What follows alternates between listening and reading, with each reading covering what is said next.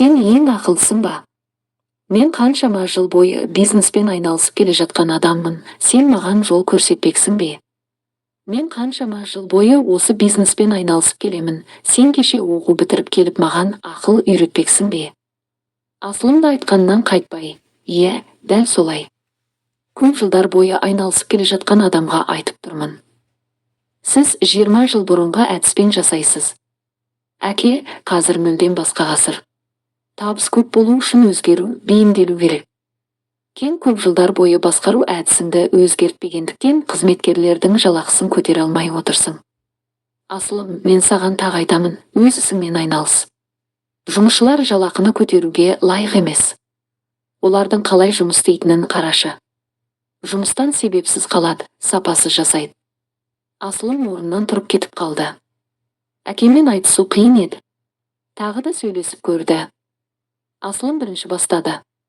Дұрыс, өйткені сізге басқа еш жерде жұмысқа алмайтын адамдар ғана жұмыс істеуге келеді.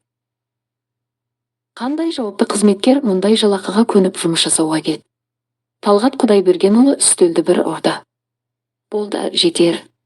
Мен сені өндіріске алған кезде үлкен қателік жасадым.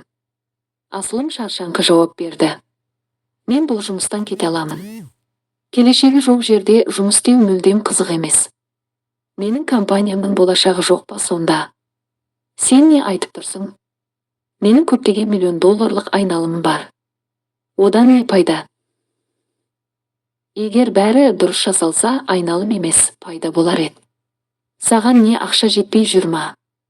Деп Талғат Құдайбергенұлының қолы дірілдей бастады.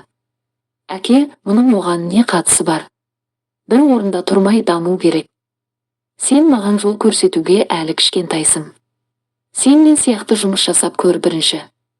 Мен аула сыпырғаш болып жасап бастағанмын. Деп әкесі қызына ренжіп теріс қарады. Қызы келіп кешірім сұрап, оны құшақтап сүйетін шығар деп күтті. Алайда Асылымда қатайып тұрып алды. Сен мені түсінуіңіз үшін менде еден жуушы болып бастасам ба екен?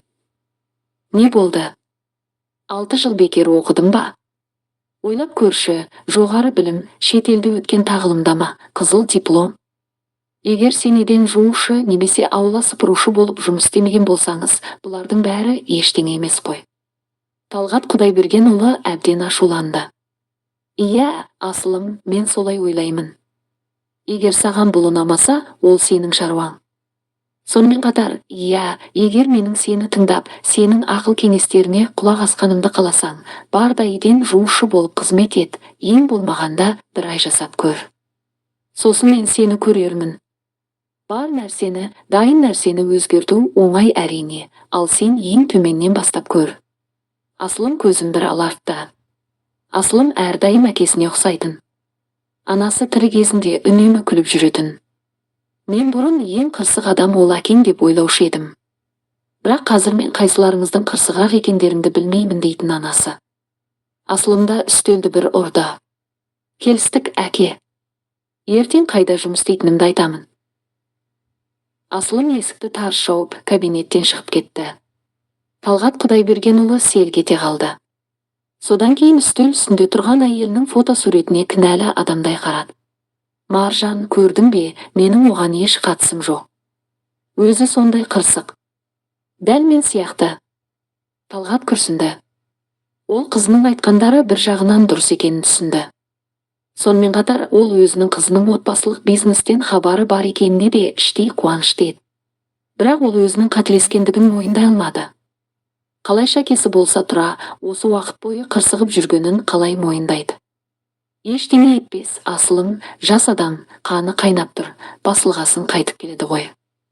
Бірақ жұмысшылардың жалақысы мен жаңа қызметкерлерді жұмысқа алу туралы мәселеге келетін болсақ, әлі де ойлану керек. Соңғы кездері қате жасалған жұмыстар көп болып жатыр. Ол қабылдау бөлмесіне қарады да хатшысына қоңырау шалды.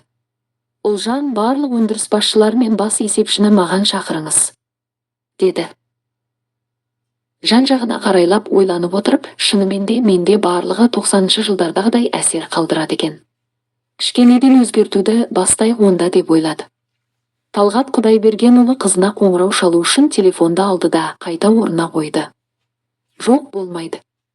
Мен оның әкесімін, мен үлкенмін, бұл дегеніміз менікі әрқашан дұрыс. Немесе олай емес пе? Менікі қате ме? Деп ойлап отырғанда кабинеттің есігі қағылды. Бұл кезде Асылым көлігінің рулін бір ұрып өзімен өзі сөйлесіп отыр еді. Жоқ, бұлай болмайды. Қалайша кеме оның ұстанымдарымен жұмысты жүргізу принциптері қате екенін түсіндіремін. Асылым өзі білмейтін бір кеңсенің алдына келіп тоқтады.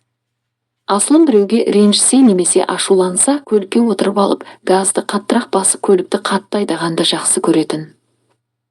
Бірақ Асылым бұл қылығын қойғалы көп болды. Себебі өзі сияқты қатты айдап келе жатқан біреу Асылымның анасын қағып өлтірген болатын. Жүргізуші жігіт әйелімен ұрысып қалып, ашулы күйде көлікті тізгіндеп шаба жөнелген.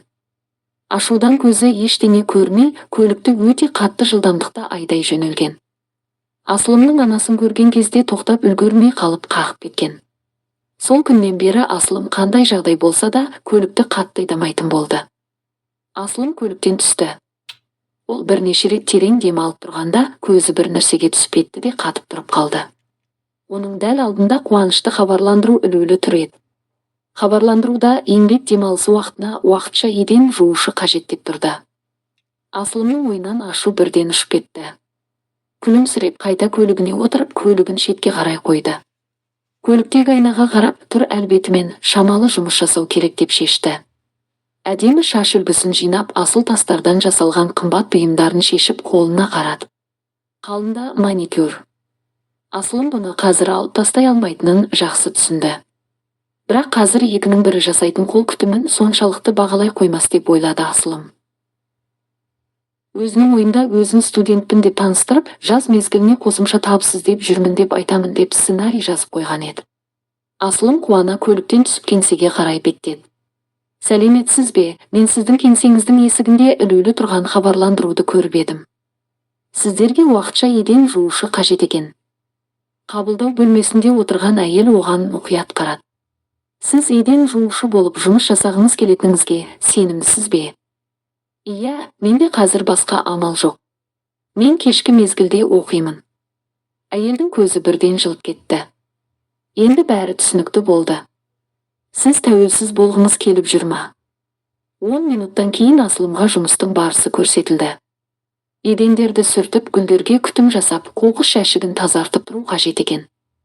Негізінде бәрі түсінікті. Шаң мен лас жерлер Асылымның мойнында еді. Бірінші бөлімнің соңы.